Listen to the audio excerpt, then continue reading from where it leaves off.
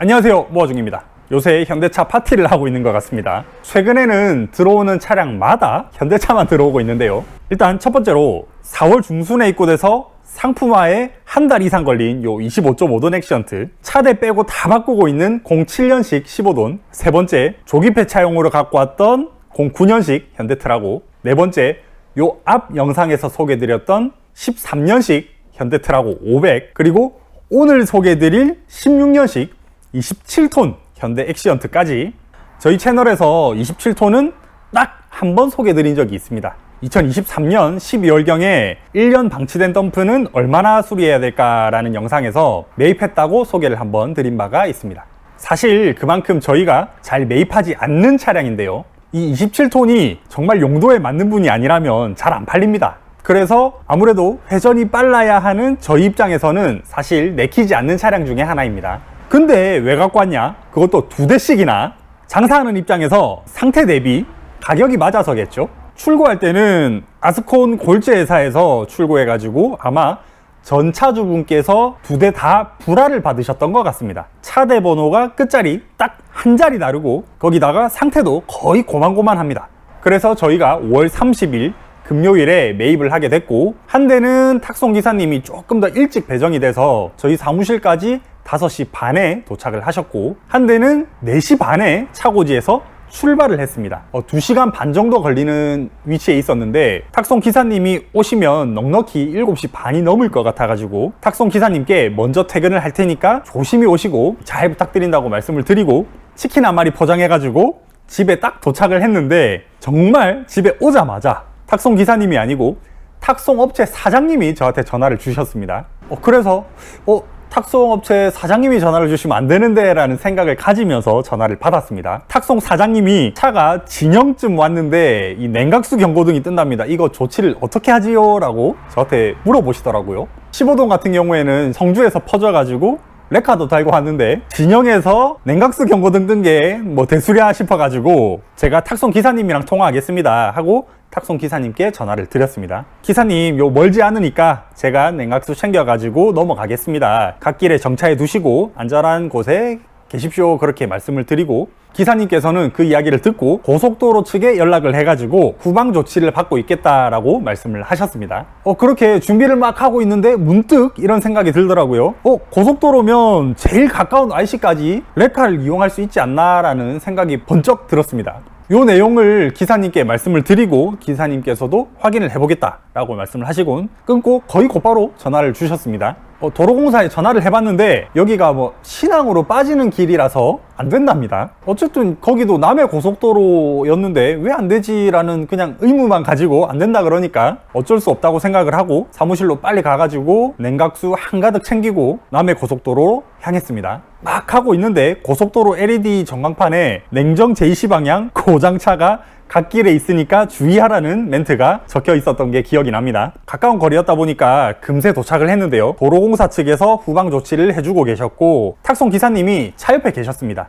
일단 어디서 새는지를 찾아봤는데 DPF 옆에 있는 호수가 찢어졌는지 그쪽 바닥이 흥건하더라고요. 그 다음으로는 냉각수 탱크 뚜껑을 이렇게 열어보니까 탱크 하단에 이렇게 약간 찰랑거릴 정도로는 있었습니다. 챙겨갔던 물 1리터짜리 2통을 넣으니까 경고등도 사라지고 탱크 미니멈 위까지 올라오길래 사무실까지 거리도 얼마 안 되고 이 정도면 문제없이 가겠다 싶어가지고 냉각수 탱크 뚜껑을 닫았습니다. 그리고 도로공사 직원분께 감사 인사를 전하고 덤프가 먼저 출발을 하고 저는 뒤를 따라갔는데 탁송 기사님께서 악셀을 깊이 밟으니까 냉각수 경고등이 들어온다고 말씀을 하셔가지고 비상등을 켜고 한 60km 정도로 주행해서 저희 사무실까지 무사히 도착을 했습니다. 결과적으로는 사고 없이 잘 도착했고 퇴근 후에 다 식은 치킨을 먹었습니다. 어쨌든 고장이 났으니까 수리를 해야겠죠. 현대서비스에 차를 집어넣었고 정신없이 바쁘게 일을 하다 보니까 몇 시간 뒤에 차를 찾으러 오라는 전화가 왔습니다. 비교적 간단한 작업이었는지 한 50만원 정도 수리비가 나왔더라고요. 이렇게 영상을 마무리하면 좀 아쉽죠. 마침 똑같은 연식의 액시언트가 25.5돈, 27톤 이렇게 있으니까 어떤 점이 다른지 비교를 한번 해보면 재밌을 것 같아 가지고 여러분께 소개를 좀 드릴까 합니다. 저도 이 영상을 찍는다고 공부하기 전에는 뭐 적재함 높이 조금 다르겠거니 라고 생각을 했는데 그게 아니더라고요. 이게 큰 틀에서는 비슷한데 소소하게 다른 점들이 꽤나 있습니다. 옛날에 하던 틀린 그림 찾기 뭐 그런 것처럼 뭐가 다른지 소소하게 찾는 재미가 있으실 겁니다. 일단 차 있는 곳으로 한번 나가볼까요? 일단은 전면입니다. 저 왼쪽에 있는 게 25.5톤, 오른쪽에 있는 게 27톤인데요. 전면은 비슷하죠. 큰 특이사항 없이 거의 비슷하고, 이제 측면으로 한번 가보겠습니다. 측면으로 오면 뭔가가 달라집니다. 혹시 뭐가 다른지 찾으셨나요? 바로 눈에 띄는 이 안전대. 그래도 이 25.5톤은 안전대가 좀 두꺼운데 반해서 27톤은 상당히 얇실하죠.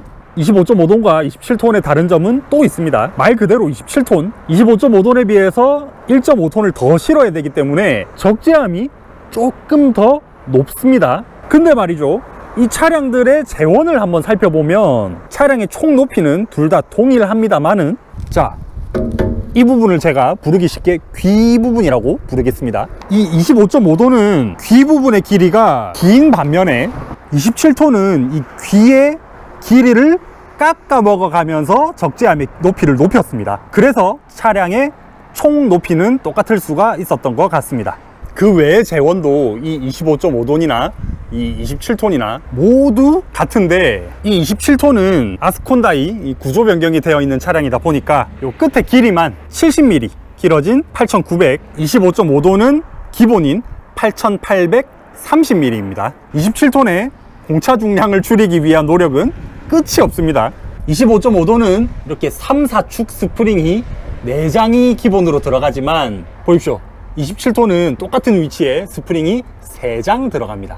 후면 역시 적재함이 조금 높은 거 말고는 큰 차이점은 없고요. 이 27톤은 아스콘 차량이다 보니까 후면 안전대를 이렇게 넣었다 뺐다 하기 쉽도록 개조를 해뒀습니다.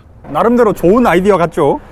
그리고 하나 말씀드릴 게 있는데, 27톤 같은 경우에는 공업사 사장님이 이 스커트를 한번 만져보시더니, 야, 이것도 얇네 라고 말씀을 하시더라고요. 그래서 그게 무슨 말씀이시지 라고 생각을 했는데, 이 27톤이 스커트까지 25.5톤에 비해서 얇게 제작이 되었다고 합니다. 마지막으로 실외에서 확인할 수 있는 차이점, 요거는 덤프를 들어야 확인할 수 있는 부분이니까 덤프부터 한번 들어보도록 하겠습니다. 자, 적재함 바닥 외측 부분인데요, 어떤가요? 이 두 대 뭔가 조금 다르죠?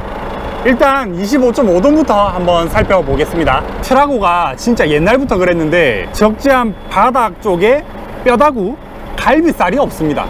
요거는 07년도 은탑 트라고나 현재 나오는 2025년도 액시언트나 다를 바가 없습니다. 근데 저 27톤은 다르죠. 적재함 바닥에 갈비살이 이렇게 붙어서 나옵니다. 이렇게 언뜻 봐서는 잘 모르는 차이점들이 몇 개씩 있습니다. 자, 이렇게 외관을 한번 살펴봤고, 이제 실내로 들어가서 또 어떤 점이 다른지 한번 살펴보겠습니다. 이 실내로 올라가자마자 알 수 있는데요, 이 어떤 점이 다르냐면 25.5톤에는 있는 조수석 시트가 27톤에는 없습니다. 아무래도 무게가 많이 나가는 시트 대신에 방석이 대신 자리하고 있습니다. 근데 저는 말이죠, 그래도 사용 승인은 2인승으로 나 있는데 단순히 무게를 줄이려고 의자 대신에 요 방석이 있는 게 아닌가 생각을 했었는데, 보니까 그게 아닌 것 같습니다. 이쪽에 안전벨트를 걸 수 있는 곳이 있는데 안전벨트 자체가 없는 걸 보면 애초에 1인승으로 승인이 난 게 아닌가 추측을 해볼 수 있겠습니다. 그 다음으로는 탑 후면 유리, 보통 이쪽에 이렇게 유리가 있죠. 이 유리가 27톤에는 없습니다. 저는 개인적으로 유리가 그렇게 무겁나? 이것까지 삭제하는 건 좀이라고 생각을 하는데, 여러분들의 생각은 어떠실지 궁금하네요. 그리고 25.5톤에는 지급되는 시트 뒤에 침대가 27톤에는 미지급된다고 지금 나오는 신차 카탈로그에도 적혀 있고요. 그리고 계기판에도 아무래도 하중을 조금 더 실어서 그런지 잘 모르겠는데 세 번째 칸에 바퀴 모양이 있습니다. 이건 25.5톤에는 없는 란이거든요. 요거를 들어가 보면 25.5톤에는 없는 화면이 이렇게 나오는데요, 이게 퍼센테이지로 이렇게 나오는데 사용 설명서를 들여다보고 인터넷 검색까지 해봤는데 화물들은 톤 단위로 나와서 이게 축당 하중이라는 걸 알 수 있겠는데, 덤프는 인터넷에 정보가 전혀 없어가지고 계기판에 이 화면이 어떤 걸 말하는지 사실 잘 모르겠습니다. 혹시 아신다면 요 댓글을 달아주시면 정말 감사하겠습니다. 자, 이렇게 현대 덤프트럭 25.5톤이랑 27톤은 어떤 식으로 다른지 한번 살펴봤습니다. 영상을 만들기 전에 유튜브에 혹시 이런 비슷한 컨텐츠가 있나 하고 찾아봤는데 다행히 없더라고요. 이런 쓸데없는 정보는 저밖에 안 만드나 봅니다. 쓸데없지만 기억해 두시면 언젠가 한번 쓸 일이 있지 않을까 싶습니다. 다음번에는 또 다른 차량, 또 다른 정보로 인사를 드리겠습니다. 그러면 오늘도 시청해 주셔서 정말 감사합니다.